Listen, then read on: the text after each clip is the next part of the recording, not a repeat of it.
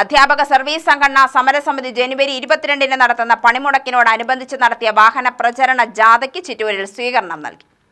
പങ്കാളിത്ത പെൻഷൻ പിൻവലിക്കാനുള്ള സർക്കാർ തീരുമാനം നടപ്പിലാക്കി പഴയ പെൻഷൻ പുനഃസ്ഥാപിക്കുക, 12ാം ശമ്പള പരിഷ്കരണ നടപടികൾ ആരംഭിക്കുക, മെഡിസിപ്പ് സർക്കാർ ഏറ്റെടുക്കുക തുടങ്ങിയ ആവശ്യങ്ങൾ ഉന്നയിച്ചാണ് പണിമുടക്ക് നടത്തുന്നത്.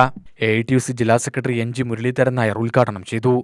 സർക്കാർ ജീവനക്കാർ വലിയ നിരാശയിലാണ്.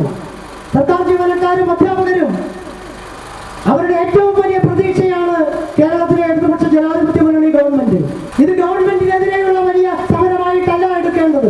നമ്മൾ ഈ ഗവൺമെന്റിൽ വലിയ പ്രതീക്ഷ വെച്ച് പുലർത്തുന്നു. ഈ ഗവൺമെന്റ് എപ്പോഴും സിവിൽ സർവീസ് സമൂഹത്തിന് അനുകൂലമായ നിലപാടെടുത്തു വരുന്ന ഗവൺമെന്റാണ്. ഈ ഗവൺമെന്റിന്റെ കാലത്ത് ഒരിക്കലും ഇത്തരത്തിൽ കുടിശ്ശികയ്ക്ക് വേണ്ടി അല്ലെങ്കിൽ ആനുകൂല്യങ്ങൾക്ക് വേണ്ടി ഒരു പണിമുടക്കം പോലുള്ള സമരമുഖത്തേക്ക് പോകാൻ പാടില്ലാത്തതാണ്.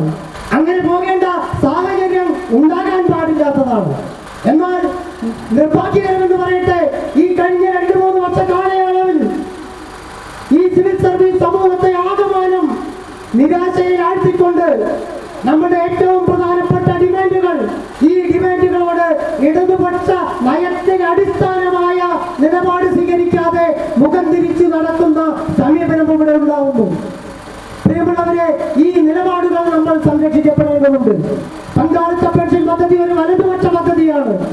അത് അറബിക്കടലിൽ വലിച്ചെറിയേണ്ട പദ്ധതി തന്നെയാണെന്ന് ഇടതുപക്ഷ പാർട്ടികളും ഇടതുപക്ഷ ട്രേഡ് യൂണിയനുകളും അടിവരയിട്ട് പറയുമ്പോൾ, ഇന്ത്യയിലെ ഒരേ ഒരു ഇടതുപക്ഷം ഭരിക്കുന്ന ഈ സംസ്ഥാനത്ത് ആ പങ്കാളിത്ത പെൻഷൻ പദ്ധതി പിൻവലിക്കുന്നതിന് വേണ്ടിയുള്ള നടപടികൾ ഉണ്ടാവുന്നില്ല. അതുമായി ബന്ധപ്പെട്ട ഓരോ നടപടികളിലും നമ്മളെ ഇടതുപക്ഷ ബോധ്യത്തിന്റെ അടിസ്ഥാനത്തിൽ നമ്മളെ വിശ്വസിപ്പിക്കുന്ന രീതിയിൽ ഇടപെടാൻ ഈ ഗവൺമെന്റിന് കഴിയുന്നില്ല.